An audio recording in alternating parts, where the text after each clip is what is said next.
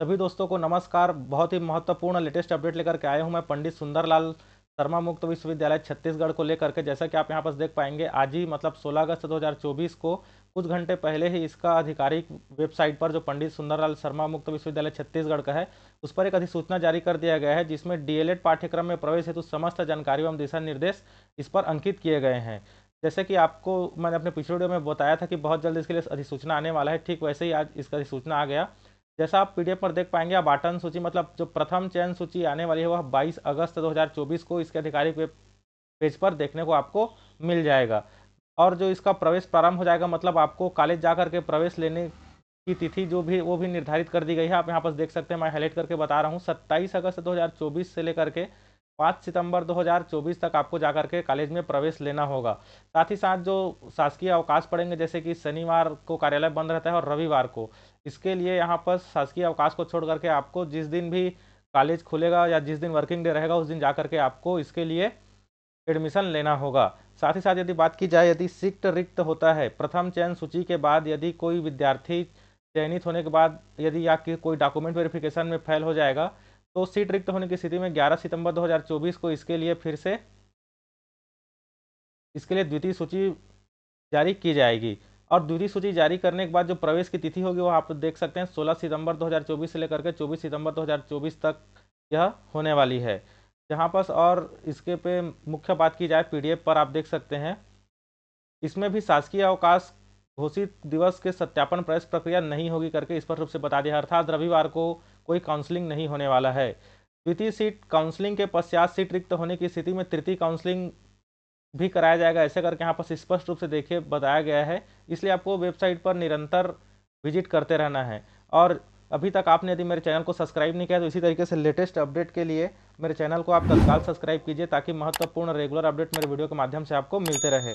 फिलहाल चलिए आगे बढ़ते हैं वीडियो में। आप जैसा कि देख पा रहे हैं, यहाँ पर महत्वपूर्ण निर्देश और यहाँ पर निर्देशित किए गए हैं। यहाँ पर आप देख सकते हैं, चयनित विद्यार्थी स्वयं खुद जा करके वहाँ पर काउंसलिंग में डॉक्यूमेंट्स वेरिफिकेशन के लिए आपको खुद जाना होगा। यदि आप कोई अपने भाई बहन को भेजेंगे तो ऐसा काम नहीं चलने वाला। जिन विद्यार्थियों का अध्ययन केंद्र डाइट है, अर्थात जिनको भी अध्ययन हेतु डाइट कोरबा मिलता है, उनको कहाँ जाना है यहाँ पर स्पष्ट रूप से बता दिया गया है। देखिए, सत्यापन प्रक्रिया कि उन्हें कमला नेहरू महाविद्यालय कोरबा में जा करके इसके लिए सत्यापन कराना होगा।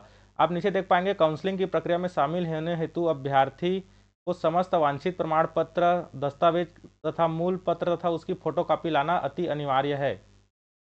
यहाँ पर स्पष्ट रूप से निर्देश दे दिया गया है, आप देख सकते हैं। मैं हाईलाइट करके बता दूं, तीसरे नंबर पे, काउंसलिंग की प्रक्रिया में शामिल होने हेतु अभ्यर्थी का समस्त वांछित प्रमाण पत्र एवं दस्तावेज की मूल पत्री तथा छाया प्रति लाना अति अनिवार्य है। मतलब आपको ओरिजिनल, समस्त ओरिजिनल डॉक्यूमेंट लेकर के जाना है, और उसका साथ में 2 सेट आप फोटो कॉपी भी कर लेंगे समस्त दस्तावेज का। दस्तावेज को मैं आपको और नीचे बताऊंगा क्या क्या दस्तावेज लगने वाला है।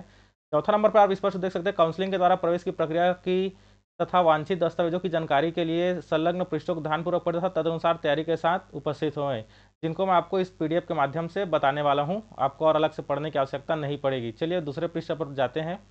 यहाँ पर आप देख सकते हैं, डीएलएड प्रवेश परीक्षा में सामान्य जानकारी यहाँ पर स्पष्ट रूप से दी गई है। पहला जो प्रवेश हेतु प्रक्रिया है, चयनित विद्यार्थी को स्वयं जाना है और अपना दस्तावेज को सत्यापन वहाँ कराना होगा। अपने पास मूल दस्तावेज लेकर के जाना है। और ध्यान देंगे, जब तक आपका पहले डॉक्यूमेंट वेरिफिकेशन नहीं हो जाता तब तक आप अपना जो फीस का भुगतान है वह नहीं करेंगे, क्योंकि यदि आप पहले से चालान बनवा लेंगे तो आपको फीस का रिफंड नहीं मिलने वाला। इसलिए आपको डॉक्यूमेंट वेरिफिकेशन होने के बाद जब आपको वहाँ के काउंसलर होंगे, वो जब तक आपको निर्देशित नहीं करे कि आप फीस पटाइए करके, तब तक आपको फीस का भुगतान पहले से नहीं करना है।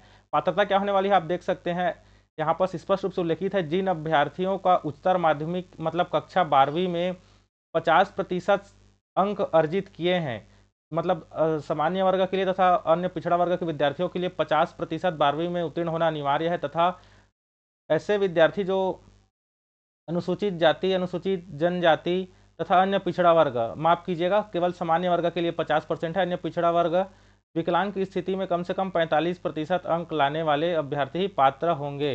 अर्थात जो पीडब्ल्यूडी ओबीसी होंगे उनके लिए यहाँ पर कितना रखा गया है, 45% 12वीं में रखा गया है। चलिए आगे बढ़ते हैं। यहाँ पर जैसा कि आप देख पा रहे हैं, साथ ही ऐसे विद्यार्थी जिनके पास छत्तीसगढ़ शासन से मान्यता प्राप्त प्राथमिक पूर्व, मतलब आप 5वीं कक्षा या 8वीं कक्षा या तो फिर पहले से 5वीं तक नर्सरी से क्लास 5th तक अथवा फिर यहाँ से 5th से 8th तक के बीच में, मतलब पूर्व माध्यमिक अथवा माध्यमिक कक्षा में यदि आपने अध्ययन कराया है, मतलब आप उस कक्षा के क्लास लेते थे, मतलब वहाँ पढ़ाते थे, उसका 2 वर्ष का अनुभव प्रमाण पत्र होना अनिवार्य है। यहाँ पर आप स्पष्ट रूप से देख सकते हैं 2 वर्ष का अनुभव प्रमाण पत्र का होना अति आवश्यक है।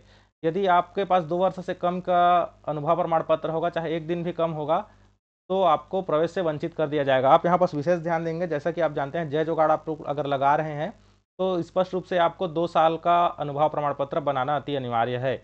यह भी कि इस कार्यक्रम में आवेदन यहाँ पर स्पष्ट देख सकते हैं, आवेदन के समय एक एवं कार्यक्रम में प्रवेश पश्चात अध्ययन रहते हुए समय अभ्यर्थी छत्तीसगढ़ शासन से मान्यता प्राप्त प्राथमिक पूर्व माध्यमिक विद्यालय में पूर्णकालीन शिक्षक के रूप में कार्यरत होना अनिवार्य है। मतलब आपको पूर्णकालीन शिक्षक भी होना वहाँ पर अनिवार्य है, यहाँ पर आपको स्पष्ट रूप से बताया गया है। और देखिए यहाँ पर मतलब आपको क्लास आपको पढ़ा सकते हैं एडमिशन लेने के बाद, ऐसा इस पर बताया गया है। वीडियो में आगे मैं और बताने वाला हूँ कि आपको कितने दिन का क्लास अटेंड करना होगा, प्रशिक्षण कितने दिन का होगा, क्लास जाना पड़ेगा या नहीं जाना पड़ेगा, क्या क्या दस्तावेज देने पड़ेंगे, कितना शुल्क देना पड़ेगा, समस्त जानकारी आपको इसी वीडियो में मिलने वाली है। यहाँ पर आप देख सकते हैं अनुसूचित जाति, अनुसूचित जनजाति, अन्य पिछड़ा वर्ग, विकलांग तथा अन्य ऐसे वर्ग के लिए अंकों में छूट तथा सीट आरक्षण राज्य सरकार के नियमानुसार लागू होगा। जैसे मैंने अपने पिछले वीडियो में बताया था कि 32% ST वर्ग के लिए लागू है, 14% OBC के लिए और SC वर्ग के लिए 12% का आरक्षण लागू है। छत्तीसगढ़ सरकार के द्वारा वो इसमें लागू होने वाला है। यहाँ पर आप देख सकते हैं कुल कितने सीट के लिए 2400 सीटों पर प्रवेश के लिए पंडित सुंदरलाल शर्मा मुक्त विश्वविद्यालय प्रावीण्य सूची निर्माण करेगा और रैंकिंग के आधार पर कार्यक्रम में प्रवेश हेतु विश्वविद्यालय नियमानुसार रैंकिंग सूची घोषित करेगा और केवल इसी सूची के आधार पर प्रवेश दिया जाएगा। प्रावीण्य सूची की सूचना केवल विश्वविद्यालय की वेबसाइट पर दी जाएगी और स्पष्ट रूप से यहाँ पर उल्लेखित कर दिया गया है। और तथा मेरे YouTube चैनल पर भी आपको मुख्य मेरिट सूची देखने को चयन सूची मिल जाएगी, इसलिए आप मेरे चैनल को तत्काल सब्सक्राइब कीजिए ताकि ऐसी महत्वपूर्ण वीडियो आपको लगातार मेरे चैनल के माध्यम से मिलते रहे और कोई अपडेट से आप वंचित ना हो जाएं। जैसा कि आप यहाँ पर देख सकते हैं, आगे बात करते हैं। यहाँ पर प्रवेश हेतु अध्ययन केंद्र प्रमाण पत्र का सत्यापन के लिए दिखा दिया गया है, मतलब आपका जहां सिलेक्शन होगा आपको वहीं जाना है। कोरबा के लिए मैं बता दिया हूं कि आपको कहां जाना है, ऊपर स्पष्ट रूप से उल्लेखित कर दिया गया था। फिलहाल यहाँ पर देख सकते हैं पूरे कॉलेज की लिस्ट यहाँ पर आपको बता दी गई है कि आपको कहाँ कहाँ जाना है, कौन से जिले में कहाँ पर कौन से कॉलेज आपको जाना है। उक्त केंद्रों में संख्या परिवर्तन संभव करके भी यहाँ पर स्पष्ट रूप से बता दिया गया है। चलिए बात करते हैं महत्वपूर्ण सूचना। यहाँ पर क्या लिखा है, अध्ययन केंद्र में आवंटन परिवर्तन का सर्वाधिकार विश्वविद्यालय के पास सुरक्षित होगा। अर्थात अगर आप सेलेक्ट होने के बाद यदि आप अपना कॉलेज परिवर्तन करना चाहते हैं तो उसका भी नियम कानून विश्वविद्यालय के द्वारा जारी कर दिया गया है। कार्यक्रम शुल्क आप यहाँ पर देख सकते हैं, प्रथम वर्ष में प्रवेश लेने के लिए आपको 10,000 रुपये पाठ्यक्रम शुल्क तथा 300 रुपये अलग से आपको पे करना होगा, मतलब 10,300 रुपये प्रति वर्ष आपको पे करना होगा। इस हिसाब से आपको 20,600 रुपये में आपका DLED कंप्लीट हो जाएगा।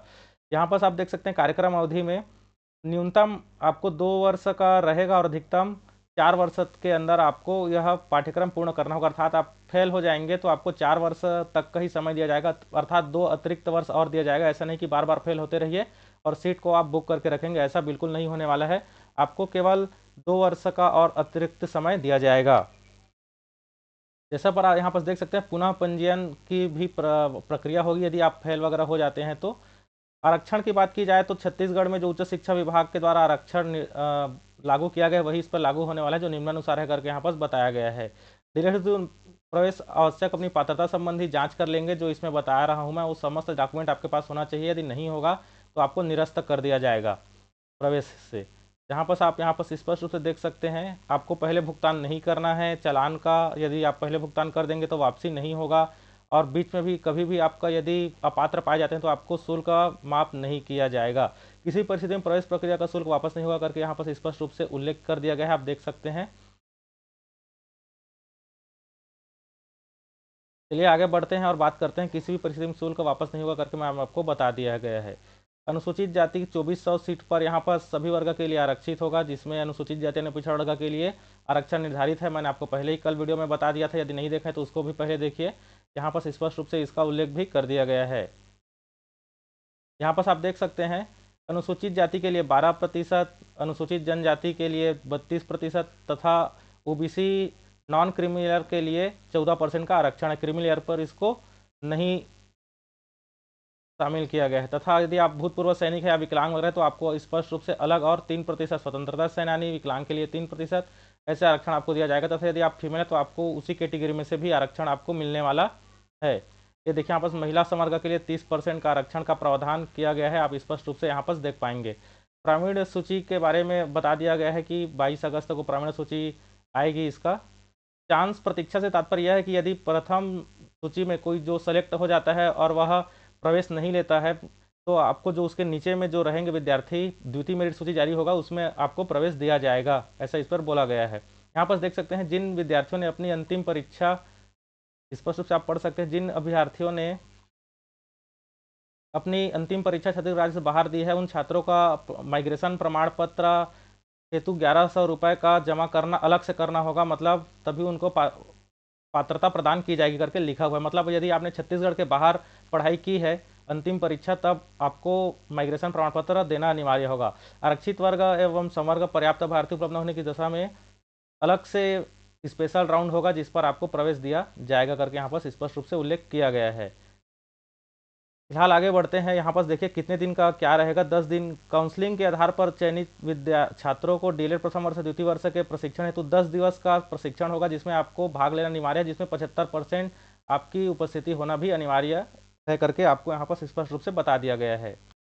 यदि वीडियो में आगे बात करें, आप देख सकते हैं काउंसलिंग में चयनित छात्रों को संस्थान महाविद्यालय में प्रवेश पश्चात अध्ययन सामग्री अलग से आपको प्रदान की जाएगी, जिसके लिए आपको उपस्थिति प्रेजेंटिव होना अनिवार्य है। यदि आपके 75% प्रशिक्षण के दौरान 10 दिन में आप 75% उपस्थित नहीं रहेंगे, मतलब 7.5, मतलब यदि आप 8 कक्षा प्रशिक्षण के दौरान उपस्थित नहीं रहेंगे तो आपको अध्ययन के लिए सामग्री प्रदान नहीं की जाएगी, ऐसा बताया जा रहा है। तथा आपको परीक्षा में सम्मिलित नहीं किया जाएगा। प्रत्येक सैद्धांतिक विषय में संबंधित अधिकतम 30 अंकों की सत्रीय कार्य असाइनमेंट होगा।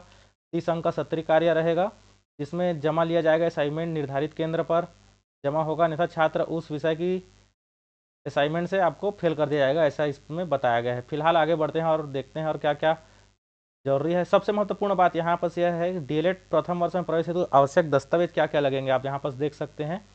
सबसे महत्वपूर्ण है ऑनलाइन रजिस्ट्रेशन फॉर्म की पावती, जो मैंने आपको पहले भी बताया था। सीट आवंटन का पृष्ठ, मतलब जिस पृष्ठ पर आपका नाम है केवल उसी को निकालना है आपको और लेकर के वहाँ जाना पड़ेगा, जैसा कि आप यहाँ पर देख सकते हैं। फिर आपको 10वीं की अंक सूची लगेगी, 12वीं की अंक सूची लगेगा, माइग्रेशन प्रमाण पत्र आपको लगेगा। माइग्रेशन प्रमाण पत्र आप अभी से रेडी कर लीजिए। यदि आपने बाहर से पढ़ाई की है, बाहर यूनिवर्सिटी से, तो आपको यहाँ पर जाति प्रमाण पत्र लगने वाला है, निवास प्रमाण पत्र लगेगा। टीसी नहीं लगेगा, आप निष्फिक्र रहिए, इसके लिए टीसी नहीं लगता।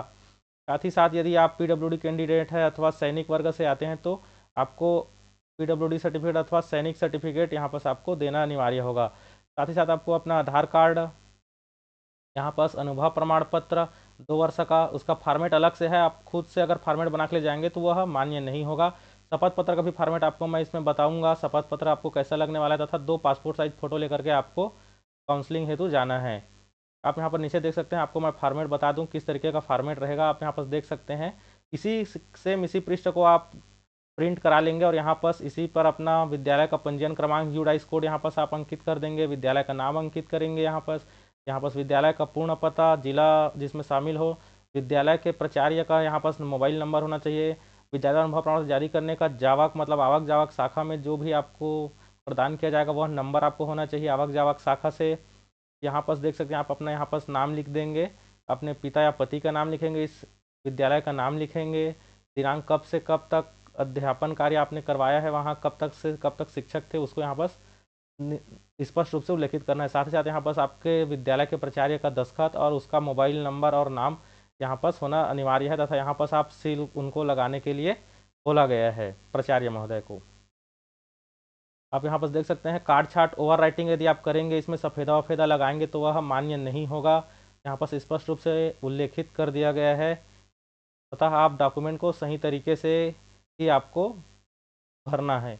अनुभव प्रमाण पत्र मुद्रक प्रारूप को सावधानीपूर्वक प्राचार्य प्रमाण को पूर्व से भरवाकर सत्यापन द्वारा मूल प्रति में जमा करना अनिवार्य होगा। अनुभव प्रमाण पत्र में किसी प्रकार का काट छाट नहीं करना है करके स्पष्ट रूप से आदेशित दे दिया गया है। मतलब आपको जो प्रमाण पत्र होगा वह जमा होने वाला है, मूल प्रति, छाया प्रति नहीं, मूल प्रति यहाँ पर जमा होगा। यहाँ पर आप देख सकते हैं, डीएलएड पाठ्यक्रम प्रवेश हेतु शिक्षण अनुभव प्रमाण पत्र और आपका वर्तमान में कार्यरत होने का अनुभव प्रमाण पत्र, यदि वह किसके लिए था, यहाँ पर आप देख सकते हैं, न्यूनतम 2 वर्ष का कार्य करने का अनुभव प्रमाण पत्र होना चाहिए। तथा वर्तमान में भी आप वहाँ पर अध्यापन कार्य करवा रहे हैं इसका भी प्रमाण पत्र होना अनिवार्य है, सेम इसको भी आपको भरना अनिवार्य होगा, क्योंकि स्पष्ट रूप से पहले बता दिया गया है कि आपको भी अभी भी पढ़ाई अध्यापन का कार्य जारी रखना होगा। आपसी सहमति के आधार पर अध्ययन केंद्र परिवर्तन हेतु प्रावधान, यदि कोई दो विद्यार्थी आपसी सहमति के अनुसार आपसी सहमति का आवेदन काउंसलिंग खत्म होने के बाद 1 सप्ताह के अंदर ही स्वीकार किए जाएंगे। 1 सप्ताह के बाद आवेदन पत्र कोई कार्यवाही नहीं की जाएगी। यदि आप चाहें तो परीक्षा केंद्र अध्ययन केंद्र आप यहाँ से बदल सकते हैं, उसके लिए आपको कोई अलग से स्टूडेंट ढूंढना होगा जो अदला बदली के लिए मान्य हो। यहाँ बस आप स्पष्ट रूप से देख सकते हैं, यहाँ बस आप देख सकते हैं आपसी सहमति के आधार पर यदि आप अध्ययन केंद्र चेंज करना चाहते हैं तो इस फॉर्म को आपको भरना होगा। यहाँ पर आपको 10 रुपये के नोटरी में नॉन जुडिशियल स्टाम्प पेपर पर आपको यह प्रिंट कराना है, जैसा आप इसमें देख सकते हैं। यहाँ पर अपना नाम लिख देंगे, पिता पति का नाम लिखेंगे, नोटरी करवाना है 10 रुपये का स्टाम्प पेपर लेकर के, या इस पर आप 10 रुपये का टिकट चस्पा भी कर सकते हैं और उसको आपके नज़दीकी तहसील अथवा न्यायालय में जा कर के नोटरी कराना है और यहाँ पर अपना दस्तखत करना है, दिनांक यहाँ पर डालना है और स्थान यहाँ पर आपको अंकित करना है। फिलहाल यहाँ पर इतना ही अधिसूचना में जारी किया गया था। आशा और उम्मीद करता हूँ कि वीडियो आपको अच्छा लगा होगा। यदि वीडियो आपको पसंद आया होगा